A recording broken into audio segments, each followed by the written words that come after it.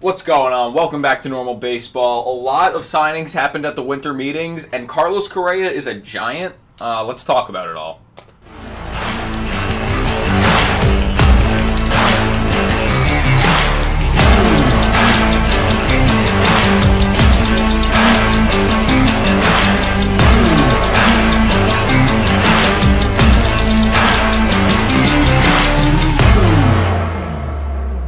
What is going on? Welcome back to yet another Normal Baseball podcast. I'm Alex Normal Dog. That's Lewis. This is Normal Dog. Milo. In spirit. Yeah, we're here. We're back. Milo did not die. He does. Yeah, no, he's still alive. So we had a whole episode about most of the winter meetings. However, but then the first 10 minutes of it was all about Aaron Judge talk. And where he was potentially going to sign and all that. And then the next morning, right before we were going to upload it, Judge went to the Yankees. So we had to replace it with a Judge to the Yankees episode. So now we have to talk about all of those signings again. So I guess. Yeah, I guess. So I think how we're going to have to do this now, since there have been so many signings since the winter meeting started last week, ended last week. I'd say we go team by team rather than player by player. I think that might be the easiest way to do this. And yeah, so what would be the first one here? I mean, first of all, how do you want to do this? We're getting closer to the season starting. We are. Less than 100 days. Should we just talk about the biggest one first, one today? Let's do that. Yeah. We're not going in chronological order here. So earlier this morning, or I guess in the wee hours of the morning, at around 2 a.m. Eastern Time, the San Francisco Giants got a big free agent. No, of course it was not Aaron Judge, but it was a shortstop by the name of Carlos Correa to the Giants, 13 years, $350 million. Incredible. I mean, I'm going to be honest, I didn't see this one fully coming. Nor did I. I know that there were reports 2 days or a day prior to the signing, when Correa signed. However, I thought that it was all just kind of smoke. Boris has Carlos Correa as Correa has Boris as a representative, and Boris is very good at playing the games and getting top dollar and doing this whole, oh, we're going to go here if you don't give us this amount of money. Oh, we're going to go this way if you don't pay us this much. And that's what I thought that it was. That's why I didn't really think of it, and I didn't really consider it being a real thing. But turned out that it was real, and that the Giants wanted Correa just as much as Correa wanted to collect a $350 million paycheck. Yeah, I mean, this was crazy. I mean, everyone's saying that he's getting too much money. I don't think the money is the problem here. I think 13 years is incredible. That is a lot of years, because the AAV isn't that high. I mean, he could have made probably $30 million a year, but now he's making like 26.7 or something. Yeah, they spread it out, which is smart. Yeah, no, I mean that's what you want. We said the same thing last season. Correa wanted a long-term, very, very long-term contract. The only reason I think he took the Twins contract was because he switched agents. So if he signed a long contract, Boris, his new agent, wouldn't have gotten any of it. Yep. So I think that's the only reason he signed a one-year deal, so that then he could sign the 13-year deal, and Scott Boras is getting money from it. I think it's going to be good for the Giants, obviously, in the next few years. Hopefully, for the Giants, Correa can stay this way. This will take them to his age 40, 41-ish season. Because I don't know what age does he start at? 28, or I think when the season starts, he's technically 29 or about to be 29. But even then, I think it takes him through his age 41 season or up to his age 41 season. No, not at all. His birthday's in September, late September. So it'll take him through his 41-year-old season. Good for him. Interesting. It's a lot of money. But it is a lot of money. I mean, like I said, I don't see a problem with the money. I mean, him getting $26.7 million per year is not that much for considering for a player of his caliber. I mean, platinum glove. Yeah. He's amazing defensively. He'll hit you 30 bombs if he's fully healthy. Yeah, I mean, he batted .291 last year with 22 homers in 136 games, 24 doubles, a triple, 64 RBIs. He is the player. He's a very, very good shortstop, and we knew the Giants were going to get one of the big free agents, so that's what they wound up doing. And I mean, if they got Judge, they wouldn't have gotten Correa. Yeah, it was one or the other. I think the Giants were destined to spend unless this offseason. Unless they did get both. No. You never know. But the Giants were destined to spend this offseason. It was just a matter of what name. At first it was Arson Judge, then people thought Aaron Judge, and then it turned into Carlos Correa. The one thing that I do want to note with Correa is that he did turn down a very good offer from the Twins. It was reported around $285 million over 10 years. Higher AAV, but lower final number, which Correa wanted the $350 million number, no matter how he got to it. Well, I don't even know if he wanted the 350 necessarily. Yeah. No, you're right. He wanted the 13 years. He wanted as long term as he possibly could get with as much money as he could possibly get, which, can you blame him? No, you can't. Because it's a great deal. Certainly cannot blame him. Yeah. Fourth largest paying contract in Major League Baseball history, behind Trout, Betts, and Judge. Correa, I think, sitting in the upper echelon of players, and rightfully so. Is that crazy to say? No, he's definitely. I mean, he's an all-star. He's going to be an all-star for a lot of the years in San Francisco, probably, unless something goes horribly wrong.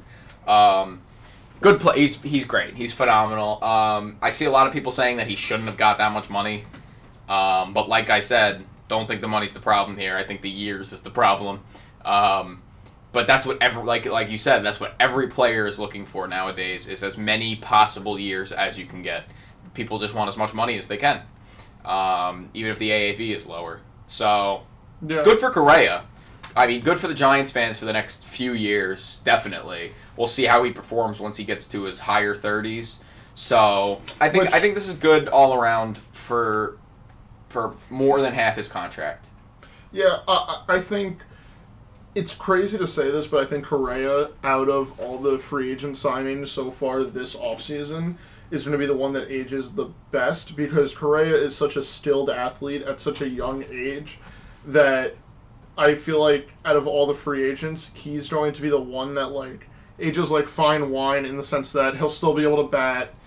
In his later years, you're going to be able to move him over to third base or to second base. He'll always have a cannon of an arm. So I think that right now you can say that this is the best contract, just because it gives Correa longevity. It gives the Giants somebody to build around and someone to work around for the next 10 years, really, before Correa sees regression, if he is the player that everyone has known him as, and I don't see that changing. So just congratulations to Correa, and I'm interested to see how the Giants maneuver building a team that can be successful around him. Yeah, me too. I mean, they're definitely going to go. They're looking to win. Yeah. I think that 2021 season of beating out the Dodgers in the NL West really sped up their process of wanting to go out and win ball games more and more. Yeah, and I mean, good for them. I hope they do. Obviously, they were looking for Judge. They didn't get him. But they did get another outfielder during the winter meetings. On the same day as all the Judge drama, they go out and get Mitch Haniger, former Seattle Mariner, lifelong Seattle Mariner up to this point. Yeah. They get him as an outfielder. They needed two outfielders anyway, so they get Haniger. We're not sure if they're going to get Judge at that point that they signed him, but obviously they didn't. But still, Mitch Haniger I think it's a very good pickup. I think it's a little underrated because, I mean, Haniger only played 57 games this season, but he played well in those 57 games. He's a very 250 average kind of guy. I mean, sometimes we've seen, 2018, he batted 285, but the last couple of years he's been around 250. He's a solid bat for any lineup, literally any lineup. Yeah, Mitch Haniger, great pickup. I think he's going to fit a lot better than people think in San Fran. I think he's perfect for being this defender that everybody likes, and being such a personable guy and very passionate about playing, whether that be opening day, regular season in the middle of July, or Game 7 of the World Series. I think Mitch Haniger always just goes out there and plays to the best of his ability, which is something that you don't really see from guys who are signing these shorter contracts and stuff. But I mean, just good for Mitch Haniger. He's also from San Francisco, so yeah. And I think him getting a fresh start, even though he had no bad blood with the people of Seattle. I was gonna say fresh start's not great. But just hitting the reset button mentally, having a new team, and being able to experience something, I think that means a lot more to a ball player's mental than we might think, and I think that he's going to have a very, very good season. I think you're making it seem like he hated Seattle. No. I know that he did not hate Seattle. There's nothing bad with Seattle. I think it was a very good breakup. Like, after we saw Seattle trade for Teoscar Hernandez earlier this offseason, I think we all knew that Mitch Haniger was gone. It was just a matter of where, and there's, like I said, no bad blood between the organization and the player. I can imagine that he'll get a very nice, warm welcome coming back to T-Mobile Park this season. Yeah. I'm not sure how much I agree with the fresh start kind of thing. I don't know. It doesn't really make much sense to me. I don't think it would hurt. But they did get rid of... The Mariners did get rid of a couple outfielders this season. We will talk about the next one soon. But let's stick with the Giants really quick, and let's just go to the two other people that they picked up. Identical contracts, 2 starting pitchers, both for 2 years, $25 million. We have Sean Manaea and Ross Stripling headed to the San Francisco Bay. 2-year deal, $25 million, like I said, for both pitchers. Both pitchers are not, they're more back end kind of guy, middle to back end. I'd say Manaea's a middle guy, Stripling's towards the back, but good pickups. Good, solid pickups for your rotation. I think that just means all signs are pointing to they're not going to get Carlos Rodon back, which should not be a surprise. But I think if you needed to reload after having a season of Carlos Rodon, that's the way to do it, and they did a pretty good job of that. I think Stripling is a steal. Mm-hmm. 32 games, 24 games started, 3 ERA. Dude is an innings eater. 134 innings pitched. He's an innings eater when he's in your bullpen. I don't know about when he starts. So let's see. In starts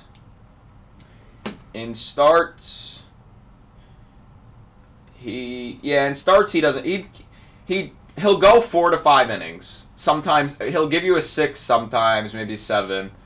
Towards the end of the season he was getting up there, but he seems generally around 4 to 6 innings. But even for a starter, that's very good. I think this is a very underrated pickup. And Ross Stripling in the Bay. I like it. I like it for the Giants. I know they're going to lose Rodon. I know Rodon's not coming back, but still losing Rodon and getting 2 guys. Not only did they get Stripling, but they get Manaea, who Manaea hasn't been great. 28 games started last season, 4.96 ERA, 158 innings pitched. So Manaea wasn't as good. But he still has the stuff to be very good. Yeah. So I think he had a very down year with the Padres. Or was it 2 seasons that he was with them, or just 1? 1. But last season I think he just had a down year, and I think that we can see a very good bounce back. He's playing from his crosstown former team, but I still think that he's going to do pretty well for himself. His ERA went up over a whole point. From 2021 to 2022, so his career low ERA for a season where he pitched over 25 games is 3.59. So he has the potential to be good, but he is a back end kind of guy, middle back end kind of guy. So still good for the Giants. They have a rotation. I think their rotation is pretty much set for next season. It looks like it's going to be Logan Webb, Alex Cobb, Sean Manaea, Ross Stripling, Alex Wood, which is still a good rotation. Don't get it twisted at all. Yeah. I think a little bit top heavy, but depending on how all the players do adjust and how the players play over how the pitchers pitch over the course of the season, I think you can see it being a surprisingly good pitching staff. Mm-hmm. Yeah. Yeah, I'm excited to watch them. I think their lineup can use some work. I mean, you got J.D. Davis starting at first base, not great. They need a guy like Darren Ruff. No one needs Darren Ruff, I'll tell you that. But yeah, no, they still do have places in their lineup where they can get better, so we'll see if they continue to get better through the offseason. Moving on, we can go to... Where do we want to go here? We'll go, you know how I mentioned the Mariners a little bit ago, and how they got Teoscar Hernandez, let Mitch Haniger go. They also got rid of another outfielder. And who would that be? Jesse Winker. Yes, they did. Was traded. Did we not talk about all this? We did on the one that... Oh, you did upload this. I told you that. Oh, I'm sorry. I misheard you. This guy doesn't even listen. My apologies. Jesse Winker I'm gonna go hot. was traded to the Milwaukee Brewers. The Milwaukee Brewers. In exchange for Colton Wong. Yeah. Exciting. I mean... Good pickup. I don't think I think it's bad for the Brewers. I think it's good for Colton Wong. Well, they're buying low on Jesse Winker. They're getting Jesse Winker at his low point, but I do think that last year was an anomaly for him, and we can see him do a lot better. I hope so. What he did last year, because 2021 he was an All-Star. 2021 he was an All-Star, batted 305 over the course of the season, and then in free agency, perfect time to have a breakout year for Jesse Winker, and then he signs with Seattle in free agency, and after one season he's out the door after batting .219 and kind of not playing as much as you would have wanted him to, as well as only cracking the 100 hit barrier by a hit, sitting at exactly 100 hits for the whole season. I think that Jesse Winker just had a down year. I think it's that simple. And I hope that he rebounds very nicely in Milwaukee. He's a Brewer. Of course. He's a Brewer. Of course I hope he rebounds in Milwaukee. I mean, I'm not trying to say anything about him. I hope he doesn't do good. Yeah, New York's finest, by the way. I'm a little concerned that it wasn't just a down year, because batting .219 isn't just kind of like that's a down year. That's a terrible year. I would say batting like .240, .230 is a down year. That's a below a down year. Going from in 110 games having 129 hits, 32 doubles, and 24 home runs to in 136 games having 100 hits, 15 doubles, and 14 home runs. It's worse than down year. Could it have been just because he was playing in Seattle rather than in Great American Ballpark, which is one of the most hitter-friendly ballparks in baseball? There's a chance. It could have something to do with that. I mean, now he's in the Bay. I mean, now he's not in the Bay. Now he's in Milwaukee, which obviously is an indoor stadium. So we'll see. We'll see how he performs. I hope he does good. Back in the NL Central. Back in the NL Central after a year hiatus. Jesse Winker has come to reclaim his throne of the best hitter in the NL Central. Well, we'll see. For the Mariners, makes sense. They weren't gonna get Adam Frazier back. I don't think they wanted to. Yeah, they go out and get enough. What? Weirdly enough, that they would not want him. He wasn't what they wanted him to be, and I honestly can't bring it for Adam Frazier. Why don't we look? Adam Frazier, because he was traded there last year. Or rather, he was traded to the Padres last year. Didn't do as good on the Padres. Batted in 98 games in 2021 with the Pirates. He batted .324. Then after he got traded, he batted .267. Then last year he batted .238. I don't think I can blame them for not wanting him back. And then if we compare, why don't we compare his 2022 to Colton Wong's 2022? Let's see what we got here. Okay. So Colton Wong Frazier had more hits, but he played significantly more games.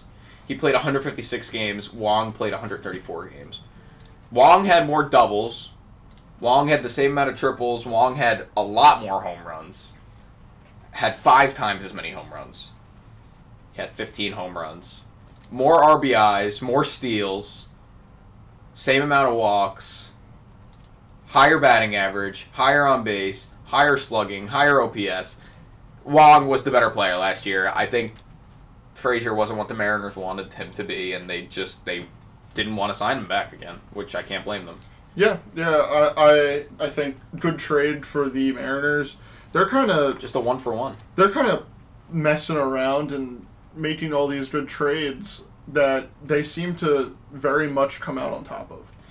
Which is good for them. Their lineup is looking pretty good. I mean, they got J-Rod, Ty France, who was good last year, Eugenio Suarez, who he is what they want him. He's doing what they want him to be doing. Is just doesn't have to bat for a really high average. He batted 236, but he's hitting homers.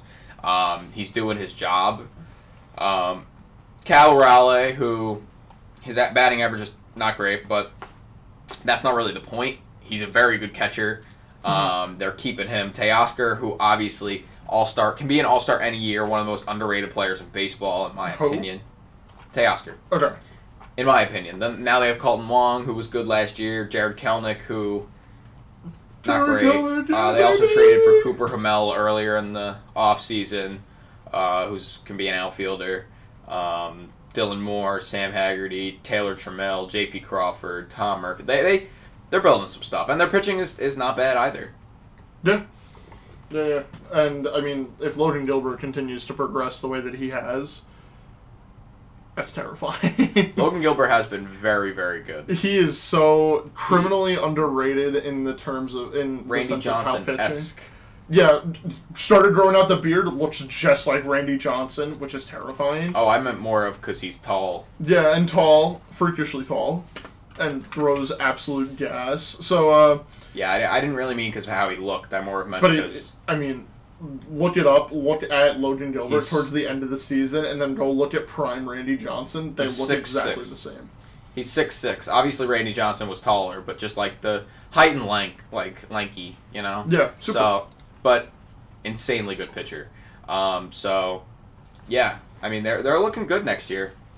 George Kirby is going to continue to be a stud, hopefully. Hoping he could still be good. Who's their closer? It's like Munoz, right? Andres Munoz is amazing. Paul Sewald is really their closer. Sewald. Well, yeah. Those two, Sewald and Munoz, are stellar bullpen options. They also have Diego Castillo, Matt Brash, Chris Flexen. Big Dumper. I mean, you can never get rid of a guy with the nickname Big Dumper. That's Cal Raleigh. I know. I'm just bringing up names. I was just bringing up names. I just said pitchers first. That's on me. But I mean, like Alex mentioned before, J-Rod coming off a Rookie of the Year. Oh yeah, J-Rod could contend for. J-Rod it might be top 10 MVP voting next season. Contend for an MVP this season. Yeah, it might be top 10 MVP this season. I'm excited to watch J-Rod play. Yeah, me too. The Mariners had one of the lowest batting averages in baseball combined as a team last season, so they're hoping to improve that. We'll see what they could do. They're definitely gonna. The AL West is gonna be fun this year. Hopefully, there's always, of course, that part of me that says the Astros are just gonna kill everyone and run away with it. But, I don't know. I think we'll see. Although the Astros kind of ran the gauntlet again and won the AL West again, and even swept the Mariners in the ALDS. I think that how the teams are shaping out, I mean, call me crazy, but the Angels could compete. Like we did see them early, like what we saw them do early last year. The Mariners very obviously can compete, and I think that they're going to be able to hang with the Astros more than we think. I think it's going to become a more difficult division to win. The Astros are not going to have a cakewalk anymore. But if the Astros came out on top, beat them in the playoffs, beat the Yankees in the playoffs, and then went on to win the World Series again, would not shock me in the slightest. Yeah. I mean, they're a great team. The Astros are a great team, too. We'll talk about it more when the season comes closer, but that division, like you said, might be a little closer than it was this year. Hopefully. I want every division to be extremely close. I want so many different scenarios at the end of the season of tie. It could be tie. Yeah. Who's gonna win who's gonna win this? Who's gonna win that? Give me every division leader, like whoever wins the division has the same record as the second place team, but it just goes off of wins against each other.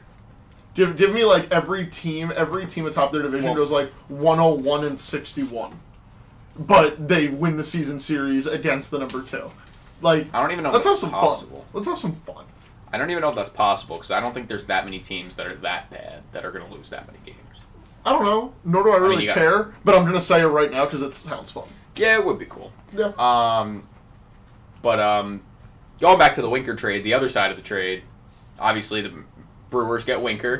That's not the only move the Brewers made. This is going to be a doozy. We had a 3-team trade yesterday between the Brewers, the Braves, and the Athletics. Dang. The Brewers acquired William Contreras from the Braves. Okay. To be their catcher, and which makes sense. I believe Omar Narvaez is a free agent, so that would make sense. He is going to be their catcher. William Contreras obviously was a All-Star last year. He was All-Star with DH for All-Star, but still, he's a catcher. Very good catcher at that. I like this trade. We'll go through the whole thing because a lot of moving pieces in this trade. The full trade looks like... So, the Braves got Sean Murphy, former Athletics catcher. A lot of talk this offseason. Say his name properly. Sean the Bakery Murphy. There you go. A lot of talk this offseason as to where he was going to go. Very interesting, very fun. But a lot of people honed it down to the Braves in the last day or two. So he finally went to the Braves. The Athletics got Esteury Ruiz, who was part of the Juan Soto trade. Mm-hmm. Wait. Hold the phone. Not part of the Juan Soto. Was he? The Josh Hader trade. Part of the Josh Hader trade, sorry. There you go. Esteury Ruiz was part of the Josh Hader trade. I just completely just boggled my mind. Manny Pena, who stepped down from Sean Murphy, obviously. Freddie Tarnock. And Kyle Muller. I believe that's it. I think there was another pitcher. I know the Braves gave up their number 1 and their number 6 overall prospects to the Athletics. Good for the Athletics in this trade, if I'm being honest. The Brewers got William Contreras, Justin Yeager, and Joel Payamps. You know, I have to applaud you for attempting to pronounce that. I could not do it even in my head. Payamps. So the first thing that I want to mention about this trade... Piam Papas. Go on. The first thing that I want to talk about in this trade is, as soon as it came out that, the Braves were acquiring Sean Murphy, first off, shout out to Talkin' Jake from John Boy. Of course. He was first with the news of it, which is always cool to see, it being a 3-teamer. When I saw that William Contreras was going to the Brewers in a 3-team trade that included Sean Murphy, I thought the Braves were also getting Willy Adames. And because they didn't, but gave up all this capital, all these prospects, and a fan favorite, honestly, in William Contreras, I hate to say it, but I think the Braves kind of lost a little bit of the value that they had in their system. Yeah, I think a lot depends on if they wind up getting the free agent left, if they re-sign Dansby Swanson to be their shortstop next season. Otherwise, it looks like Vaughn Grisham's going to be their shortstop, which, I'm going to be honest, is not bad. I would take that because he had a very good rookie season. He played 41 games, but he batted .291 with an almost 800 OPS. Yeah. So I wouldn't really be mad if I was a Braves fan that Vaughn Grisham is probably going to be your opening day starting shortstop. I don't expect them to get Dansby back. Really? No. I don't expect them to get Dansby back, and I do think that Vaughn Grisham's going to be playing shortstop for the Braves on opening day. As much as it might suck. I don't know if that's a hot take. But I was thinking about it, and I agreed with you at the first that it would have been a better trade if Vaughn Grisham went to the Brewers, Willy Adames came back to the Braves. Mm-hmm. But then I'm thinking about it, and I'm like, you got this young guy, just batted 340-something games, 41 games. Give him a shot. He could be your next, another Ronald Acuna Jr., another Austin Riley, another Ozzie Albies. Another Atlanta Brave. He could be another young Atlanta Brave who just turns out to be a monster, and they lock him up early, and they have him for a long time. So, I mean, I like this move all around for the Braves. I agree. They get a catcher. They get rid of William Contreras, who was a good catcher still, but they still have Travis d'Arnaud. So the thing that I thought about, because I was doing some other things while this trade was going down and when this news broke, I was thinking, like, what are they going to do with Travis d'Arnaud now? And now I'm remembering that the DH is an all-around lead thing.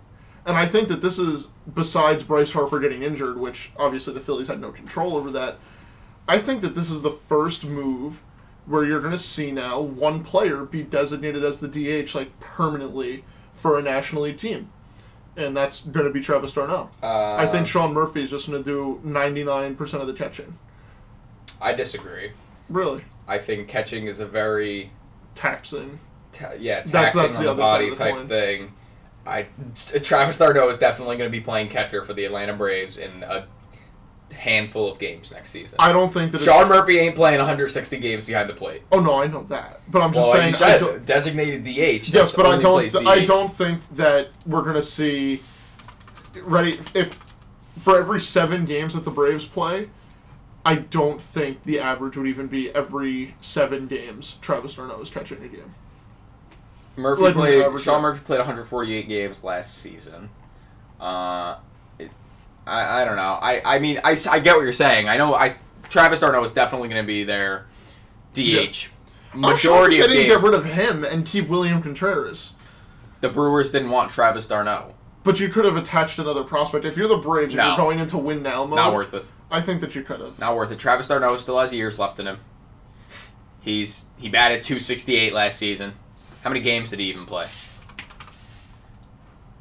He had a 3 WAR last season. He played 107 games, batted had an almost 800 OPS. There's no reason to get rid of him when you have to attach another prospect on. William Contreras is good, yes, but there is a time where you're going to have to say goodbye to one of your young stud prospects.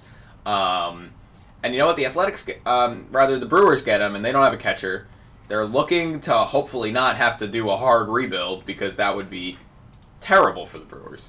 See, but I feel like the Brewers are one of those teams that they could pull it off. Like, they could pull up, like, sucking for, like, 5 years and then actually, like, going through with a solid rebuild. They don't want to. I know they don't want to, but I could see them, out of any team in baseball... I could see every team doing that. No, but I think the Brewers can be successful with it.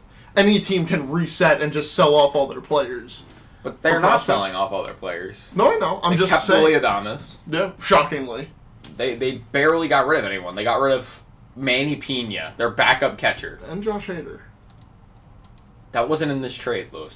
Yeah, but I'm just saying. No, but I'm talking about this trade. Oh, just in this trade? Yeah, they got rid of nobody. Yeah, they didn't really get rid of anyone, which good for them. I still think they want to compete. I think they want to stay competing. I don't think they're done. So, we'll see. We'll see what happens. But yeah, that's the big Sean Murphy trade that kind of just came out of the blue yesterday. Yeah. Shocked a lot of people. I think the best part about it is that, like Alex mentioned earlier, the Braves were not really linked at all to Sean Murphy until a day or two before the trade went down. But before that, the 2 teams that were in on him were reportedly the Dodgers and the Astros. Which, if they're willing to go spend prospects and go trade chips like that, I think we're going to see eventually one of those 2 teams make a splash, make a trade that no one really expects. Sorry. Yeah, no, it's a good move for the Braves. Yeah. I think a lot of people are discounting it and saying it was kind of a bad move. I still think it was a good move for the Braves. I think the only thing I don't like is the prospects they gave up. Yeah. They gave up too high of prospects. You give up those prospects, and when it came out that they're giving up those prospects, everyone was like, okay, so Willy Adames has to be coming back, right? Like, there's got to be more to this trade. But it turned out nothingness. But it's still a good trade when you just step back and look at it, but it had potential to be a bigger trade for the Braves, that is. But I still think that there's a 50-50 shot Dansby comes back. It's just... I don't think he is. I really don't. I think that there's... this might just be me wanting to see just like the same Braves lineup every day type of thing for like the next 10 years or something. But I can just see him coming back. I feel like he will. Do you want to talk about him right now, or do we wait till the end? Where do you want to go next? Who do we want to talk about? Dansby. There's nothing... He hasn't signed anywhere. I guess if you want to. I mean, I thought... Well, go for it. Okay. What do you have on Dansby? What's the rumors on Dansby? So the rumors with Dansby are, first off, it seems like him and the Braves are still in contact, which is a good thing for Braves fans and for the Braves in general. Them wanting to bring back their infielder cornerstone of their franchise, which is always a good sign. However, both the Dodgers and the Red Sox are seen as like the most likely fits, which I think is weird because, yes, the Dodgers make sense. Like, they just signed Freeman, and why not just go take another player from the Atlanta Braves organization? But the weird one to me is the Red Sox. They just lost out on Bogarts. They did not spend the money on bringing in Bogarts. And Dansby Swanson is coming off a career year and is going to want more money than what Bogarts wanted. Why are the Red Sox throwing their hat into the ring against the big bad Dodgers that never run out of money? What's your point here? It just seems weird to me that the Red Sox are valuing a free agent more than their homegrown 2-time World Series champion that is just as good. I agree. I think we'll talk about Xander in a minute, but I think the Red Sox made a mistake not re-signing Xander. Mm-hmm. You can't be scared to spend money. I think Chaim Bloom is ready to hit the reset button, but ownership wants to make it look like they're trying to. The issue is they're ready to set the reset. They're ready to hit the reset button when they really didn't have to. Yeah, not at all. They were coming into this last season. The Red Sox were 2 games away from a World Series, or a game away. 2 games away. They lost in 6. They were in the ALCS and they didn't get swept. Yeah, they lost in 6. I'm like 99% sure on that. That they lost in 6 games. You were 2 games away from the World Series, and sure, the freak accident to Chris Sale, and then him getting injured on like his second start back. Like, there's nothing you can do about that. But at least this offseason, go into it saying, let's field our players and let's get the same team and let's bolster up the roster rather than discarding everything. Because I think they're making a massive mistake in Boston right now because, I mean, you wasted the last year of Bogarts, right? They finished last in the division. You wasted a year of Rafi Devers, who's arguably one of the best left-handed hitters in baseball right now. It's just, they need to decide on which direction they want to go, and if they are going to reset, trade Devers, because that haul is, I think it could be better than what Mookie Betts brought you, in the terms of long-term. Please, Red Sox, make a decision or fire Chaim Bloom. Yeah, I mean, the Red Sox have had a blunder of a season. We'll just go right into it. I mean, they let Xander Bogaerts walk away and sign with the San Diego Padres, 11 years, $280 million. A lot of people are mad at the Red Sox right now. They sign, the day before Bogaerts leaves, they sign the Japanese, the international prospect, Masataka Yoshida, for a 5-year deal worth $90 million. And yes, people were happy about that. Excited to see what he can do in Boston. Extremely good player in Japan. So I'm really excited to see what he can do in Boston. But Red Sox fans don't seem to care about that anymore. They lost out on Xander Bogaerts. I mean, that was their guy. It's almost as if just like, it's almost as if they didn't trade Mookie and then let him get the free agency and then just let him walk without even trying. I mean, it's ridiculous. It makes your fans think that you don't care, that you don't really want to win. You're ready to reset when the fans don't feel like it's time to reset, which is why I think now they're saying they're going in on Dansby or going to try to. to try to maybe make up, not even make up for it, because that sounds worse than it actually is, because they do want to, obviously they want to win, but they're like, oh shit, we probably shouldn't have let Xander walk, so let's just go for the next best thing, which they weren't going to get Correa, so... And another thing that, like, I throw up a question mark for is, you signed Trevor Story last offseason to be your shortstop in case Xander left, which he said at spring training he was going to opt out to see what he could do. Why, like, what's going on with Trevor Story that you're not going to move him over and go get a second baseman for cheaper? I mean, you could have, you can go trade for a second baseman easier, or you can go sign a second baseman for cheaper than it would cost to bring in Dansby Swanson, no matter which way you look at it. Like, I don't understand what they're doing in Boston, and I feel for the Boston Red Sox fans, no matter how hard that is for me to say as a Yankees fan, because they don't deserve this. After the 2021 season, it looked like the Red Sox were ready to be on top of the world for the third time in the past 10 years, and now they're just going the complete opposite way when it's just not how that organization should be run. It's a storied franchise.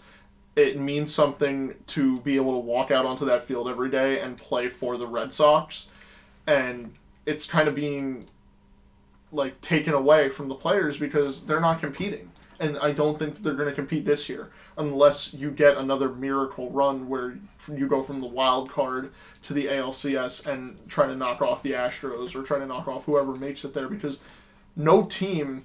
I think the Red Sox are like a bottom feeder of the American League right now. Like, they just don't... They cannot field a good team. I mean, yeah, based on last season. Yeah, and it's just like they don't... That shouldn't be how an ALCS exit in 6 games is followed. Yeah, it like we've been saying, it's sad for the Red Sox, sad for their fans, but if something needs to change, something needs to change, and we've known that something needs to change, so we'll see. But on the other side, the Padres get Xander Bogaerts, which obviously they were looking for a big free agent. They went for Judge out of nowhere. They were going for Trea Turner. Offered both of those guys a lot of money. Move over to Xander Bogaerts. They finally get Xander. They finally get a big free agent. And now we're in an interesting situation where obviously they have a shortstop named Fernando Tatis Jr. And he's recently been linked in trades talk. Nothing major at all, but it leads you to believe that Fernando Tatis will no longer be a shortstop and he will move to the outfield full time. Barring him getting traded. Well, the thing that also annoys me about this trade is that Ha-Seong Kim just played an amazing season at shortstop. And now they're basically going to push him over to second base. Jake Cronenworth is going to play first base. Xander Bogaerts at shortstop, Manny Machado at third, and more than likely Tatis in right field. What, like, the lineup on paper is like, oh my god.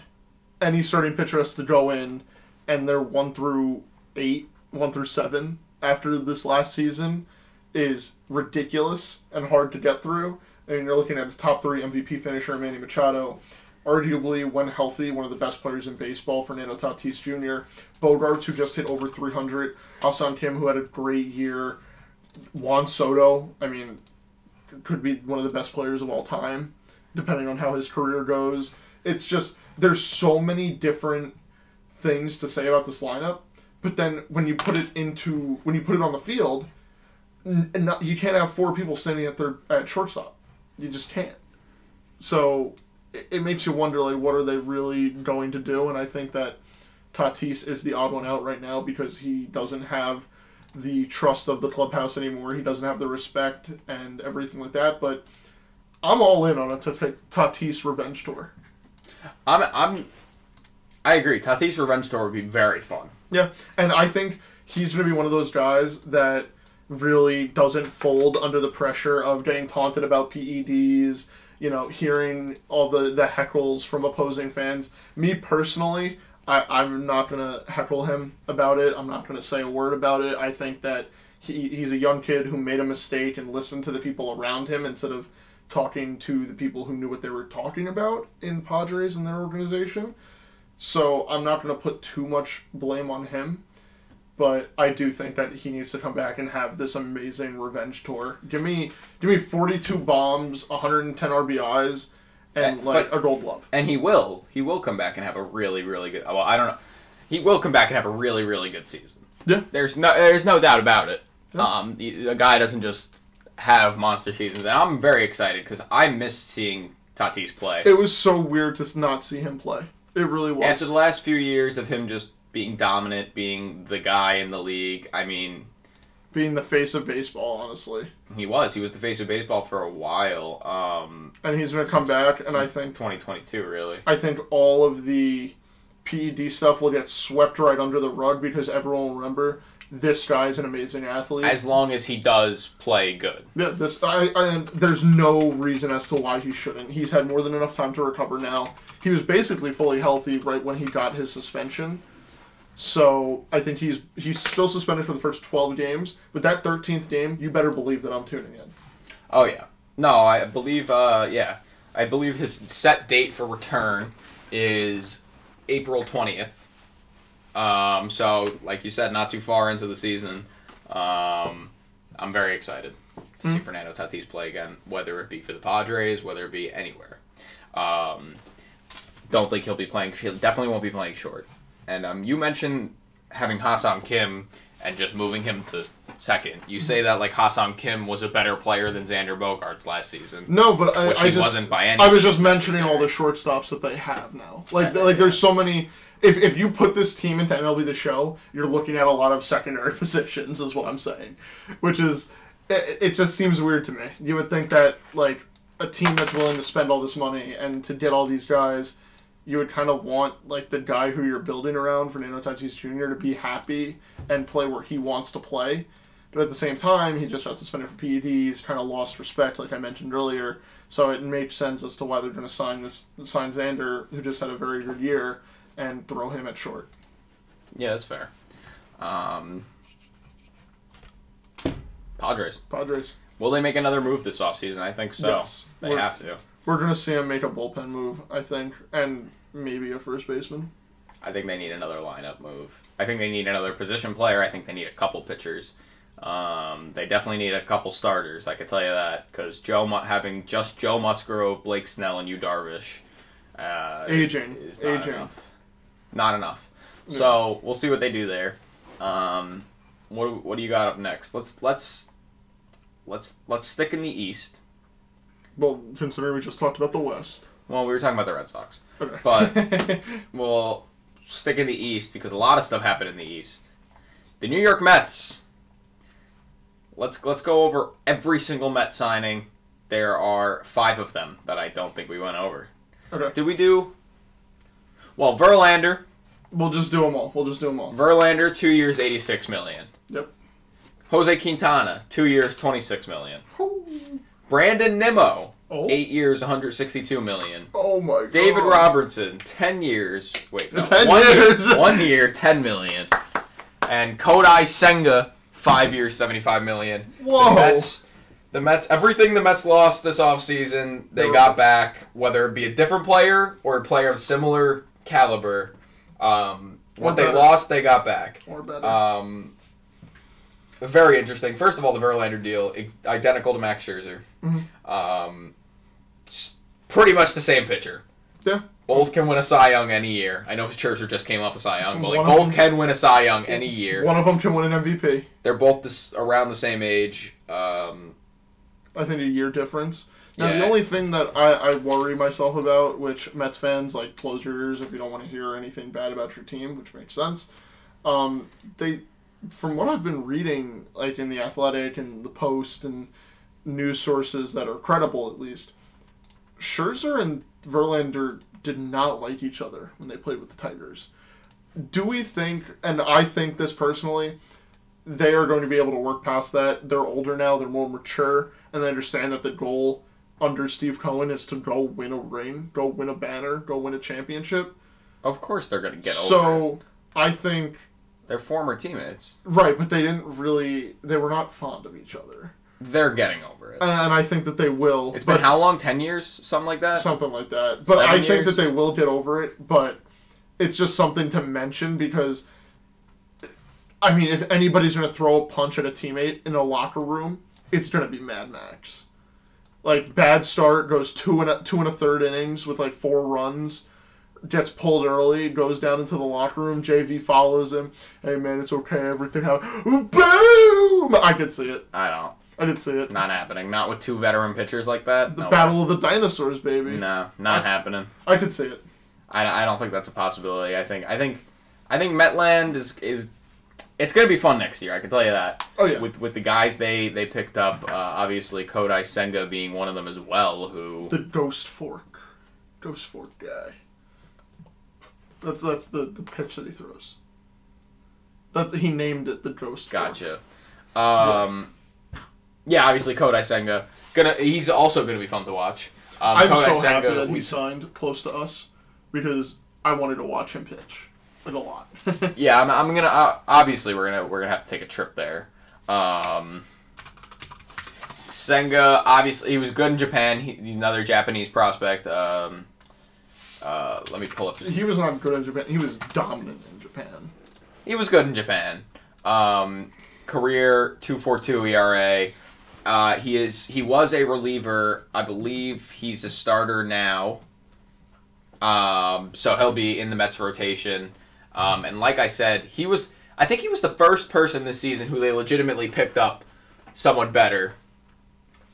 Although, when you look at it, okay, so the Mets lost DeGrom, Bassett, Taijuan Walker. They pick up Verlander, who comp to DeGrom. Like when you're comp to DeGrom, Quintana comp to Taijuan. Yeah, Taijuan. And then Kodai Senga, who is probably a little better than Bassett.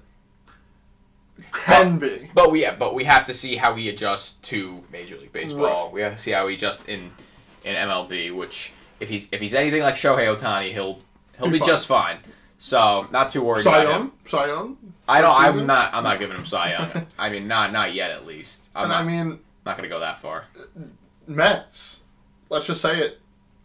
This is the Steve Cohen that you guys dreamed of when he bought the team. The current payroll is roughly around $345 million. However, after the signing of Kodai Senga for 5 years, $75 million, that crosses that 4th luxury tax threshold, otherwise known as the Steve Cohen tax. And Cohen now has to pay out, it's close to like $80 million or something like that. You think he cares? Oh, I know that he doesn't. He has to pay out $80 million to the league just about. So the final payroll total for the Mets this season, if they don't make any more moves, which they're going to make more moves, as of right now, it's $421 million that Cohen is giving up for one season. Imagine if they lose in the wild card round again. There will be hell to pay. I mean, that division has a lot of competition. You got the Braves, who are gearing up for yet another push for the World Series. Gearing up for a lot. Phillies. You got the Phillies, the World who Series. Yeah, we have to talk about them too. They made a couple big free agent signings in addition to winning the NL pennant last year, so they got even better. It's going to be a very competitive division. You forgot. And the Marlins, because you always have to ride with the boys down south. Always ride with the boys down south. Always ride with the boys down south. South Beach Sandy. Go out and pitch 161 games, please. Oh. That's all I have to say is let's get those wins up, baby. Yeah, let's do it. But yeah, no. It's going to be a very fun season in the East, and needless to say, I am best division in baseball. Do we give them that title? I mean, not yet. I say we have no. You have to wait till closer to the season and see what happens. But right now, could you call them the best division in baseball? Yeah, 100%. There's no other division where there's the top 3 teams are that good. So yeah, I'll give them that best division in baseball title. Good. I think that's the only place that title can go to. Yeah, fair. Where to next? Where to next? That's let's stick in that division then. With the Philadelphia Phillies. They signed a big free agent shortstop. They certainly did. For less money. Trea Turner. For less money. Lewis hates this deal. Lewis hates Trea Turner. It's been confirmed. Whoa. Shush. The Phillies have signed Trea Turner to an 11-year contract worth $300 million. like we said, the world champs get even, or the NL pennant winners get even better. Signing an actual shortstop, Bryson Stott's probably going to play second base next season. But now they have a shortstop in Trea Turner, and let alone a 5-tool shortstop who wanted to play on the Phillies. Chose to play on the Phillies. His heart is going to be in every game. Please stop. I don't know what your problem is, if I'm being honest. Trea Turner, listen to me. I get that when you hit a certain number in your contract, and it being a $300 million mark in my head, money seems to not be a worry. Money seems to not be something that you worry about. Money seems to be something that no matter what deal you sign, at the end of the day, you're going to be getting paid a lot of money. But just because you want to play on the East Coast, you sacrificed close to $50 million that the Padres wanted to pay you more. Come on, man. Like, between that and I think the Padres, although the Phillies caught fire at the right time, the Padres are more geared to win a championship. Like, going into next season, they are more likely to win a World Series. He's not only about winning. He wanted to play on the East Coast. He takes... I understand that he's taking less money. He's taking, what, $41 million less? The number was around $41 million. Right. Taking $41 million less. He's not paying California taxes. It doesn't matter what taxes. It's where you're registered, where you live. No, it's not. Yes, it is. No, it's not. You can look it up right now. It varies on where you play. You get paid per game, whatever stadium you're in. So the state you play in is the state you get taxed. It's why Tyreek Hill is not on the New York Jets right now. The New Jersey Jets. It's why Tyreek Hill is not on the Jets right now. Whatever state you play in, you get taxed for that state for those games. But I don't think that has to do with his decision. Like, maybe it has some part, but he wanted to play on the East Coast. He didn't want to play on the West Coast. He played for the Dodgers for, what, a year and a half? Yes. He played there because his contract was there, and they traded for him. But he clearly liked being in the East. Stays in the NL. Love it. 5-tool player. I think he's going to add big things to this team. Harper, Trea Turner, Kyle Schwarber, Nick Castellanos. Who else they got out there? Bryson Stott, Rhys Hoskins, Alec Boehm, JT Realmuto. It's a good team. Their whole lineup. And Brandon Marsh. Don't forget Brandon Marsh. Their whole lineup is fun. I like the Phillies lineup a lot, and that's why I'm saying they're one of the best divisions in baseball. Which I understand, but it just upsets me that I just think that Turner would have been a better fit in San Diego. It would have added something more to this new San Diego Dodgers rivalry of like, hey, look, we got your guy, the one that you traded for, like blah blah blah. And you could have added to that. You're getting paid more money. You're in a better situation to win. It's just like I wanted him on the Padres more than I wanted him on the Phillies. Am I still happy for him? Of course, I'm still happy for him. Like you went out, you got your bag, you got where you wanted to go too, and you're playing next to your buddy in Bryce Harper.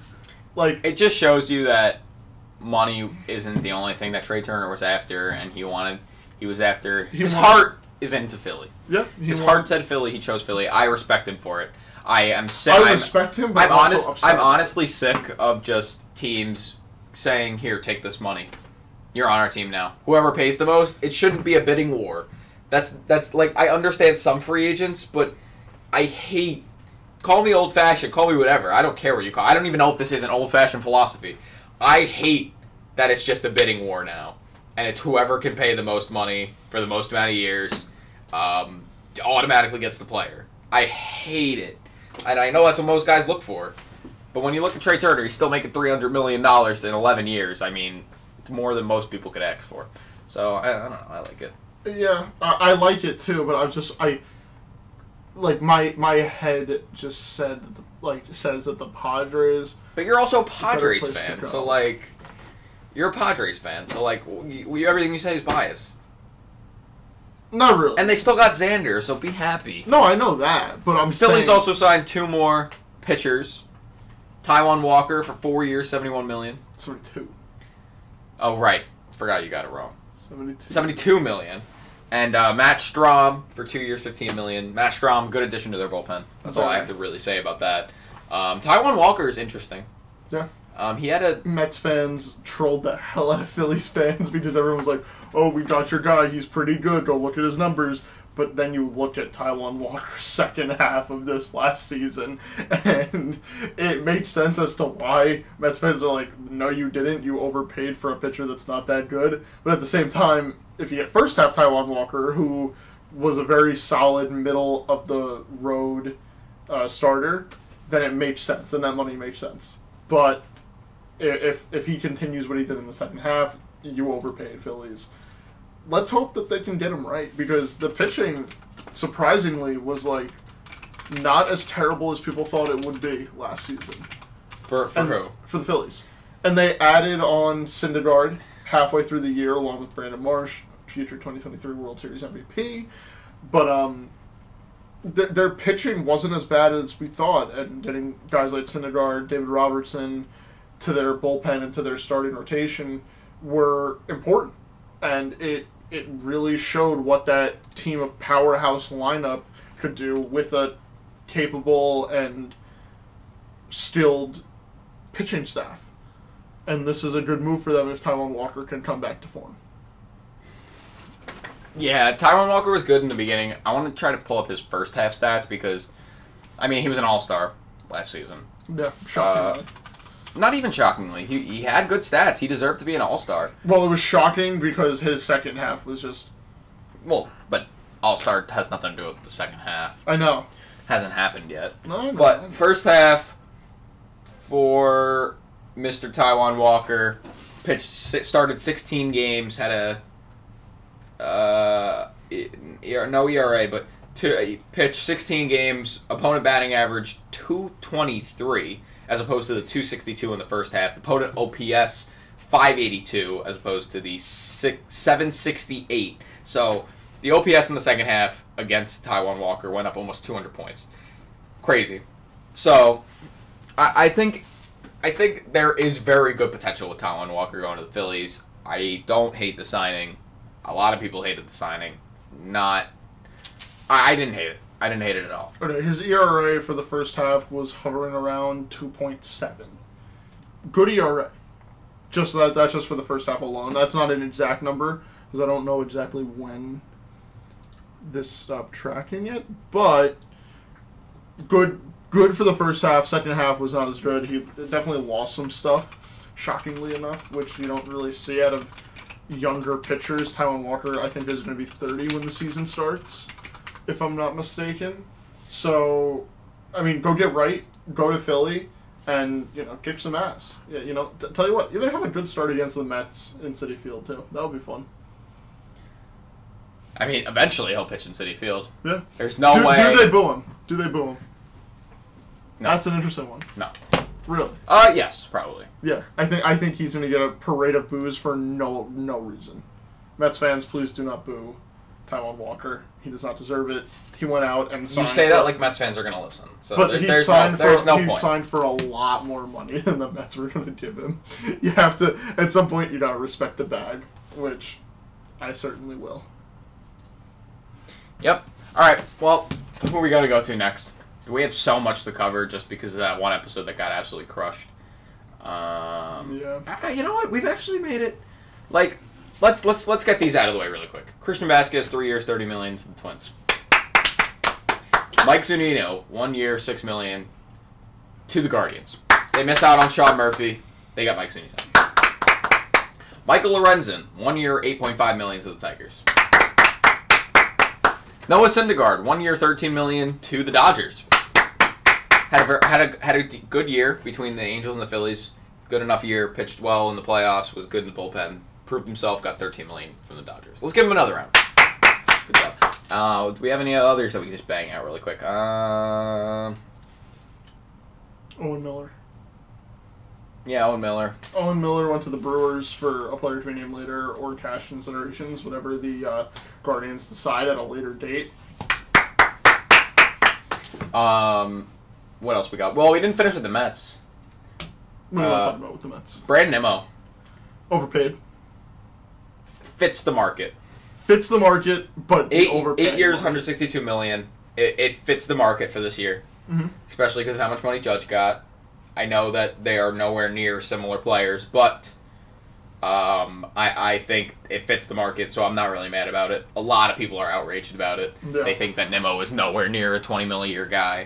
Which, to be fair, he's probably not, but in this market, like you just said, he is. And I think Cohen also had no problems paying him Yeah. $20 million just to make sure he can come back. David Robertson, good year. Wait, time out. Brandon Nimmo is the highest paid Wyoming baseball player in history. I'll be honest, he probably was before this contract. Yeah, probably. What the hell is Wyoming? Yeah, Wyoming's not real. To anybody who listens from Wyoming, move. Yeah, leave, run. But yeah, I mean, that's all I really have to say. And he's a good player. He's a good player too. I think this money is more of like a respect thing. Like, hey, it's not so much us wanting to pay you, it's the fans wanting you back. And having an owner that doesn't give a shit about money in Steve Cohen is so important to the success of the Mets right now, especially after what Mets fans have been through with the Wilpons. Like, you just have to say good for the Mets. That's all that you can really say. Everything's good for the Mets now that they have an owner that can spend as much money as he wants. And not care and at all. not care. Exactly. So, yes, you are right. Good for the Mets. Very good. Good for the Mets. I mean, and then, like you mentioned, Dave Robertson, 1 year, $10 million contract. The most impressive thing about that contract is that Dave Robertson represents himself. No agency or anything, which I always find cool. I like when a player just does everything on his own. And good for him. He doesn't have to give any of it to anyone. Yeah, doesn't have to pay out anything. I like that. That's always a fun little tidbit to throw in there. Representing yourself and making $10 million to play a kid's game, basically. You know, pretty cool. Yeah. Yeah, Mets. What else we got here? Oh, good one. Good one. Wilson Contreras. To the Cardinals. How long has it been since we done 5-year, $87.5 million deal. This makes sense for the Cardinals. Staying in the NL Central is Wilson Contreras. Going to the Cubs, rival. going to the not crosstown, but big rival from the Cubs to the Cardinals. They gave him a lot of money, and someone needed to take place of Yachty. And I'd argue the Cardinals just got a lot better. Yeah, they did. I mean, Contreras' defense is very good. He's not Yachty with the arm. Mm-hmm. I will say that. I think more runners will steal against him than Yachty. Yeah. But that's just because Yadier Molina is one of the best defensive catchers. Bro would sit there, you're out. Yeah, you got the cannon. But Wilson Contreras is a very, very good replacement, especially from like a veteran. You don't want just some young guy coming in, not knowing to man a team like the St. Louis Cardinals that just had the MVP, just had a top 3 MVP finisher. You needed to add another big bat. Yeah, and Wilson Contreras is that big bat.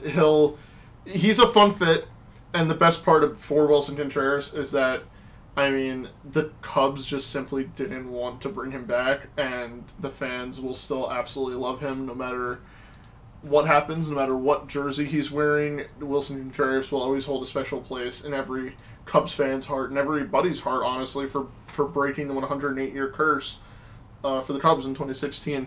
And that's I think what he'll always be remembered for, no matter what team he's on. You know. Yeah, I've seen a lot of Cubs fans that just say thank you. Still love him. Yeah. There's no hate. There's no hate. Because you know what? The Cubs probably didn't want to pay him. And it was so evident since last season that he did not want to be a Chicago Cub. Yeah. He did not want to be a Chicago Cub. He was probably praying to get traded at last trade deadline, which he should have. There's a part of him that wanted to get traded, but also when you saw him and Ian Happ hugging at the trade deadline, thinking that it was their last game together because they both thought that they were getting traded, like, I think that the Cubs organization is a special organization, and when you go in there, you're treated like family, and that's how they've always portrayed themselves. That's how they deal with their players, and you never hear a player talk bad about the Chicago Cubs because they treat everybody so well. But when you're not winning ball games and you're getting absolutely blown out, and there's no direction for a team that says that they want to spend money and then doesn't spend money, and you lose almost 100 games, it just, like, something doesn't add up. You know, so it makes sense why Contreras got out of there. It makes sense why you will see other players in future free agent classes try to get out of there until the Cubs find their footing and get back on the path to greatness. I mean, I said this last season during the trade deadline. The Cubs, you can call them a great organization all you want.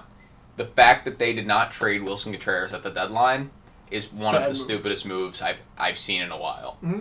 You know he's gone. You know he's gone. There's not a shot. There was no way in hell. There's not a shot he is going to be back, and you don't trade him. Yeah. Did they give him the qualifying offer? No. They did. Okay, so you get a draft pick back for it. Woo! You could have probably gotten you could have probably gotten 2 prospects back for it. You could have gotten 2 high-end prospects. I don't know how high end, but you could have gotten 2 You good could have prospects. gotten a good prospect pitcher and a position player. You could have gotten 2 good prospects back for him. I just Doesn't shocking to me, but whatever. Cubs, I guess at least you got Jameson Taillon, who and Cody Bellinger. Which Bellinger, I'm excited. Give Bellinger a redemption season. I hope he's top 10 in MVP voting. I hope Bellinger is one of my favorite players to watch when he is playing good. Mm-hmm. When he does not have a torn shoulder, yes.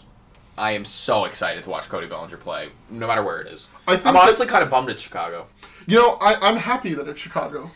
Yeah, I guess prove a team. I wanted him to be on a winning team is really what I want to say. Well, that too, but if there's any place that you're going to find your footing as a player and as somebody who just came from, you know, all lights on you, standing in the middle of the room with, like, everybody expecting this big show from you, to, hey, let's go play in Chicago, you know, the Windy City, let's go have fun. The fans won't be packed into like they were into Dodger Stadium. You won't be playing in the postseason.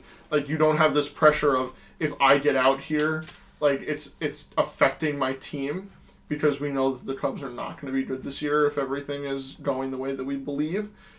So it's a great place for Cody Bellinger to hit the reset button, get the work in, and I mean, he's going to be a free agent after this year. I could see him going somewhere that can make a huge impact that's not the Dodgers, and it's going to be weird to not see Cody Bellinger in the Dodgers uniform, but wherever, with the Cubs this season and then wherever he ends up in the future, I think we can say that we have 2 Cody Bellinger fans in this room. I am a Cody Bellinger fan, depending on how... You know what? I'll say this. If this season goes decently well, and Cody Bellinger signs a longer-term contract next offseason, or extends his contract, whatever. Okay. Has to be, we'll go with 5 years, or 4 or 5 years. 4 plus an option, minimum. 4 or 5 years. I will buy his jersey, because I just love the guy. I love the guy. I think he got overhated in Dodgerland for the last 2 seasons because he wasn't good. Yeah, but I think that was because he was playing through injury. Not overhated. And you have to respect a guy who won an MVP. I respect him, but not overhated. You can't be playing like that for the Los Angeles for an 108 win team, 107 win team, Los Angeles Dodgers. Mm-hmm. You can't be playing like that. Yeah. And expect them not to be mad. That's fair, but I do think that Bellinger's redemption arc, if he does well with the Cubs, is going to be great. Oh, yeah. Of course. Any redemption arc in baseball is fun. And any redemption arc is fun. Same kind of... I was going to say same kind of thing with Jameson Taillon, but Jameson Taillon had a good year last year. And this is like the same thing. 4 years, $68 million for a guy like Jameson Taillon feels like so much money, but it's the market. It's the market. Everyone's getting paid more money. I guess I like it for the Cubs. Good for J-Mo. Very good for J-Mo. I mean... Good job, J-Mo. Nice job, J-Mo. But yeah, interesting. Fun. Getting his bag is really all this is. This is just the case of getting as much money as you possibly can. Get as much money as you can and go and play in a good organization that you don't really need to worry about high leverage situations.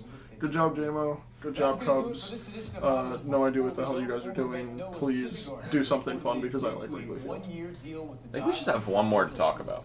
Alright, hit me with it. 1 or 2 more? Let's go with Josh Bell to the Guardians. Okay. Surprisingly, we haven't talked about this. Shocking. I mean, it's been a while. Josh Bell signed a 2-year contract worth $33 million with the Cleveland Guardians. I love this deal. The Guardians were the youngest team in baseball. Didn't have a real first baseman. Yeah. Now they have a veteran first baseman. Yeah. Oh no. My desktop audio has been playing. I really hope that wasn't playing for that long. Oh no. Oh, it's from a tweet. Oh god. It was saying something about Noah Syndergaard for a while. That's not good. But, not a while. It was like 5 minutes, hopefully. Hopefully. Okay, not the whole. But, Josh Bell, good player. 2 years, $33 million. I mean, I love this. The Guardians, I think, now have 3 righties, 3 lefties, and 3 switch hitters in their lineup, I think. Don't quote me on that, but I will never quote you. I don't think that they have a majority righty lineup, is what I'm trying to say. Like, I think that they might have an even amount of lefties, righties, and maybe switch hitters. Like, it's bizarre. The Guardians lineup is so diverse, and Terry Francona, like, have a field day. You just won Manager of the Year, and now you're getting a brand new toy, a brand new first baseman to play around with and to throw out there and put into different spots in the lineup. And Josh Bell is one of those guys who just seems like he'll show up every day to work and put his head down and do the work no matter what. So you can bat him in the 9-hole, you can bat him leadoff. He'll do the same thing no matter what. Yeah, I didn't hear anything you just said, by the way. But I believe you. I believe you. I believe you. I was trying to listen to this Noah Syndergaard video that's been playing the past 5 minutes. But, I believe you, is what I'm going to say. Okay. Last but not least, Chris Bassett heading to the Toronto Blue Jays. With Kevin Kiermaier. 3 years, $63 million. The Blue Jays rotation of Manoah, Gossman, Bassett, Barrios, And Kikuchi. Oh, yeah, Kikuchi. Sorry. I said Hunjin Ryu. Terrifying. Well... The first 3 are terrifying, I'll tell you that. You're a hater. No, I'm not a hater. You're an Alek Manoah hater, I know that. Oh, yeah, he did not deserve to be top 3 Cy Young. That has nothing to do with the fact that he's still top 5 pitcher in the American. No, I do agree with you that their top 3 is very, very good. It could win you a playoff series. It could win you 2 playoff series, depending on how the games are spaced out. But Barrios and Kikuchi were not... Hunjin Ryu is still a Blue Jay, by the way. Okay, so I'm not an idiot. Yeah, no, you're not. Well, he was just injured for a lot of last But, Kikuchi and Barrios did not pitch well in the slightest last season. They were very off and on. Yeah. When they were good. Kikuchi a little worse than... Barrios finished with like a 6 ERA for the season. Barrios had a 5.23 ERA. Kikuchi had a 5.19. But like I said, I think that was a lot because when they had their really, really bad stretches and bad starts, they were really, really bad. So I think that there is potential there. Yeah, there's potential. On paper, it's a great rotation. Top 3 is scary. Of course, but like the fact that they have Barrios as their 3rd starter rather than Bassett is ridiculous because Bassett is their 3rd best starter. I mean, Manoah, Gossman, Bassett is just a scary 1-2-3. Yeah. And I think that it's a good move for the Blue Jays, and they got a good deal considering the market for Chris Bassett. Yeah, considering the free agent market right now. Good for you, Chris Bassett. Yeah. Kevin Kiermaier is also there now. Kevin Kiermaier will be there to play defense and hit 220. I was gonna say we knew they needed another outfielder, and I honestly like the Kevin Kiermaier. He's the only lefty in their starting lineup. Yeah, that's a Blue Jays moment. He is. He's the only lefty in the starting lineup. Yeah, because they DFA'd Tapia. He just basically took Tapia's spot. Yeah. Which, incredible defense. Probably a little slower now that he's, what? 33. 32. 32. Damn. But yeah, no, I still like it. Yeah. Yeah. Second place never looked so good, Blue Jays fans. Wow. Wow. What else happened? I don't have anything else important happen. I just have a couple rumors. Let's go through the Lewis rumor mill. The Lewis rumor mill. Welcome to the best segment of the show. The scariest place on earth. Hell on earth, some might say. First off, Trevor Williams signed with the Nationals on I believe it's a 1+1 or something like that type of deal. He was asked at his press conference, how do the Nationals want to use you? Trevor Williams said that he's going to be a starter. So that's exciting. Trevor Williams been getting stretched out into the starter role. Always fun. After the Astros missed out on Sean Murphy, they started talking with the Diamondbacks on outfielder/catcher Dalton Varsho. However, the Astros, as of right now, without a GM who can really move pieces around and know what he's doing as much as Jim Crane, well, more than what Jim Crane knows about his organization from top to bottom, he's considering the price too steep right now when it comes to trading for him because Dalton Varsho is still on a arbitration contract. I think he has 3 or 4 years of control. Alex mentioned it earlier. The New York Yankees were linked to a Fernando Tatis Jr. trade. Not happening. It's just something that came up randomly. And 2 more things. Carlos Rodon, it seems as if all signs are pointing that he's going to sign to the New York Yankees.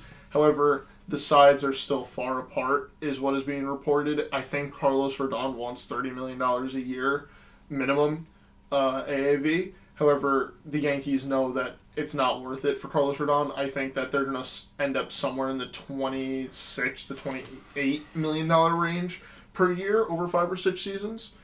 And last but certainly not least, this is the hottest piece, which I think we need to talk about because it's true. The Atlanta Braves.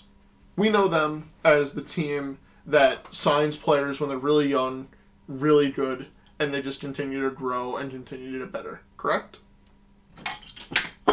Yes. You threw Milo on the ground there.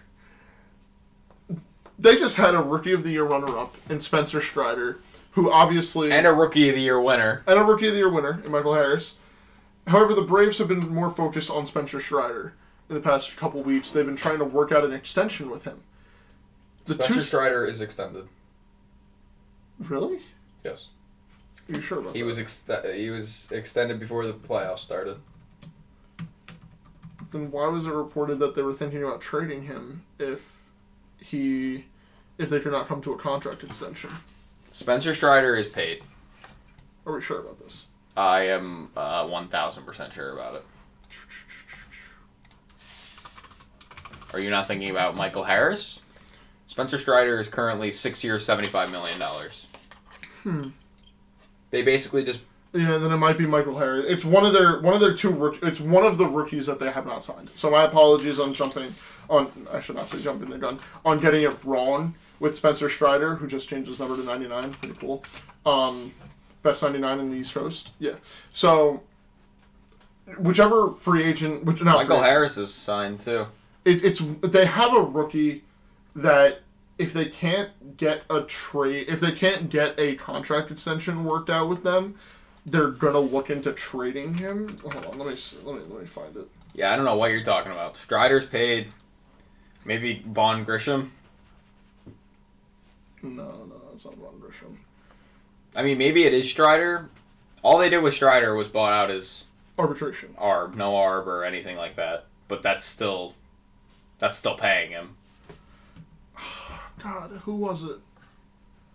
So if it's not Vaughn Grisham, then I don't know who the hell it could possibly be. Oh my God, this is embarrassing. The Lewis rumor mill section might have to be canceled. Yeah, let's ignore that last thing you said because it was the hottest take you had. Not take. Hottest piece of thing news that I you had. read. So let's ignore that and let's play my favorite game, Bite or Spit. Oh no. Bite or Spit. The Yankees making a trade for Fernando. Oh, it's Max Fried. Bite or Spit, the Yankees making a trade for Fernando Tatis Jr. Can't stand this game. Bite or Spit? I'm spitting. I don't think that's going to happen. You're spitting on Fernando Tatis Jr. I'm spitting on the idea of the Yankees trading for Fernando Tatis Jr., yes. I don't think it's going to happen. I will also be be selling that take. So you're spitting it. I refuse to say this word. You're spitting Fernando Tatis Jr. Do we not? Okay, so Max Fried, you were saying. That's great. Yes, Max Fried. Gonna trade him. Which? Stupid. Don't do that. Stupid? Still but imagine the return. Still got 3 years left. Not worth it. Still a great pitcher. But imagine the return. Not worth it.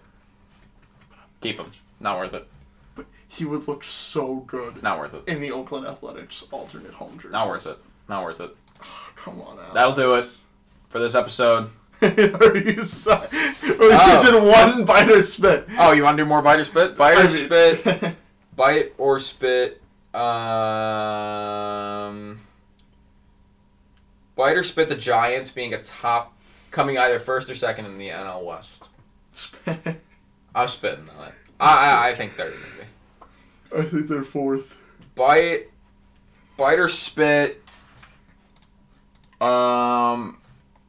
Let's have some fun here. Bite or spit Aaron Judge having more than 55 home runs this season. Bite. I'm biting it. 63. 75. Bite or spit the Athletics being the ones who are going to come out as the winners of the Sean Murphy trade in time. I bite. Yeah, bite. Get a couple very good prospects. Shit team, but... I mean, they've tactically built up. They've technically just made now the Oakland Braves and the Atlanta Athletics. I mean, with all the prospects and major leaguers that are now, like, have just swapped homes. Pretty cool. So, I definitely do think, though, that the long-term Athletics made a great move in trading Sean Murphy now when his value was at its highest and the market was so skewed for what they could get for him, and they got a lot more than I would have guessed. All right. Bite or spit? Something I saw the other day. I mean, today, by the way.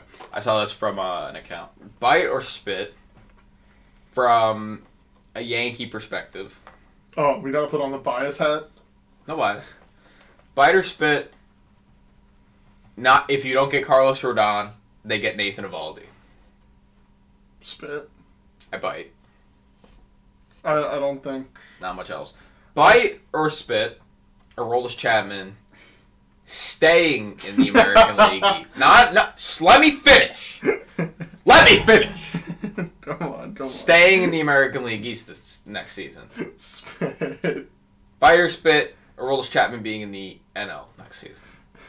Bite. Bite or spit, Aroldis Chapman being in the NL West next season. Spit. Bite or spit, Aroldis Chapman being in the NL Central next season. Bite. Bite or spit, Aroldis Chapman being in a Cincinnati Reds uniform next season. Bite.